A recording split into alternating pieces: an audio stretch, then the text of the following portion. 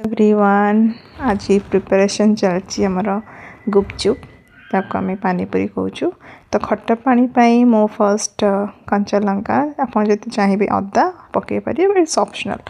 तो ता सहित किसी धनिया पत्र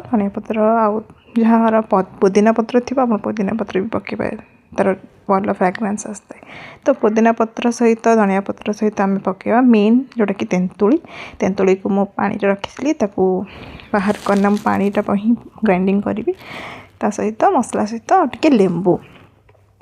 आउ स्वाद अनुसार लुण तो ग्राइंडिंग करदबा ता भितर मो मसला रेडी कर दूची पियाज सिझा मटर बुट एतिकी आप देखिए आलू हिसाब से आप नहीं पारे आ धनिया पत्र आमर फुल्का जोटा कि आम गुपचुप रेडी होइछि। तो फुल्का सहित मेन मसला आमर नवा चाट मसला